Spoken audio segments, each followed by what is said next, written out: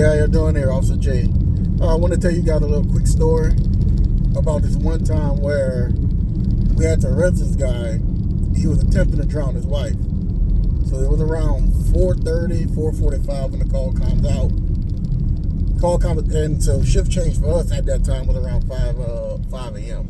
And I was working nights. So it's 4:30, 4:45 in the morning, middle of the week. At this point, me and my shift mates were just kind of waiting for the next shift to come on to relieve us.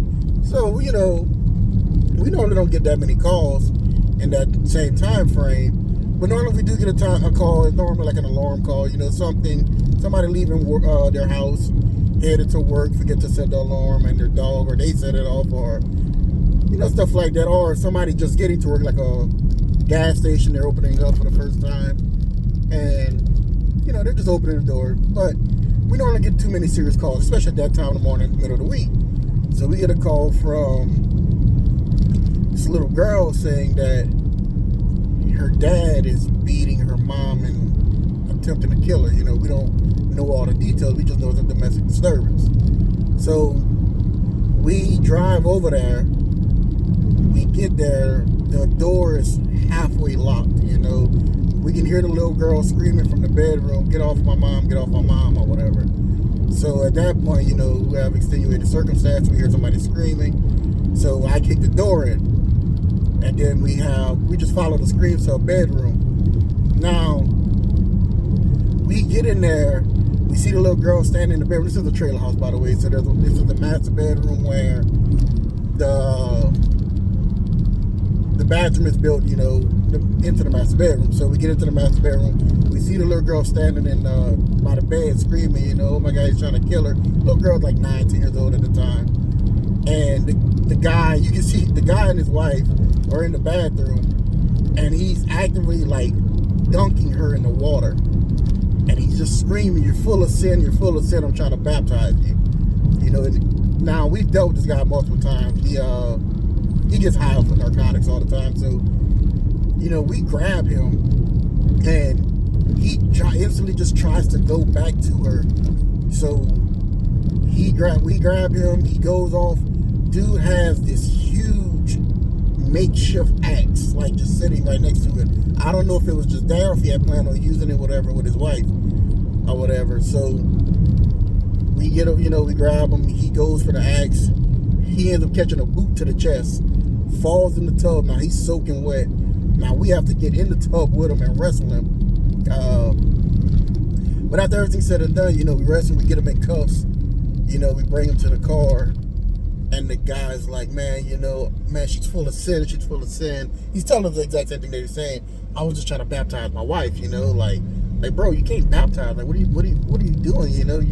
You almost drowned her. But like I said, he was full of narcotics. He was high as it could be. And he's sitting there like, man. So once we go and we talk to the wife, we're like, what's going on? What started this?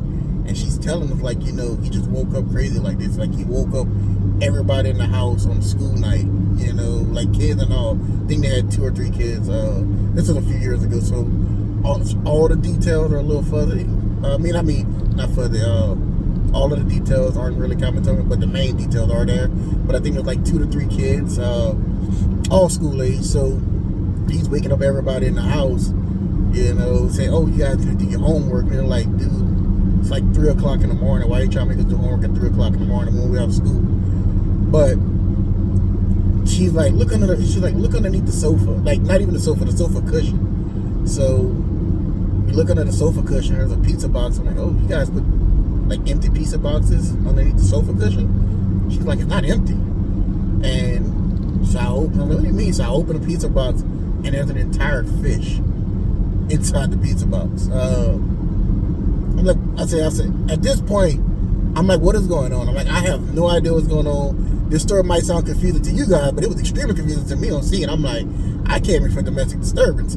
I didn't know that about to get involved in a sofa cushion that has a pizza box underneath the sofa cushion with a fish. And I was like, what's going on? And she's like, well, he came in and was telling everybody, wake up, and the kids needed to start doing their homework. And he lifted up the sofa cushion and said, hey, I need you to clean this fish so we can eat. And she's like, I didn't say his name. She's like, X, you're high. Like, go to sleep and we'll talk in the morning. She said at that point is whenever he got upset and just like grabbed her by the hair and drug her to the room. And that's when he just started with the whole, oh my God, you're so full of sin. Like, look what I've done for you. I went fishing early in the morning, caught you guys this dinner, and you're going to make the kids fail out of school.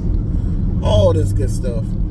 Needless to say, once we got back to the office, we read him his rights and all that good stuff. But I mean, the guy was blitzed. He's just still going off talking about, like, man, if you guys don't let me go back to the house and finish baptizing my wife, you're going to condemn her soul and she's going to go to hell. And he's just going off. But after that point, we ended up having to put him in a cell, let him calm down a little bit, and then we had brought him to the next parish jail or county jail, once again, depending on where you're from. And then there was he was processed over there. But all that to say was, this was just a little weird encounter. Everybody turned out to be okay. I actually talked to this guy like a month ago. He's actually a little bit more clean. I think he still does, little things here and there, but he doesn't get blissed out of his mind to the point where he's baptizing his wife. But yeah, so all that to say is, narcotics can do a lot of things to people, for people that don't already know. It isn't just that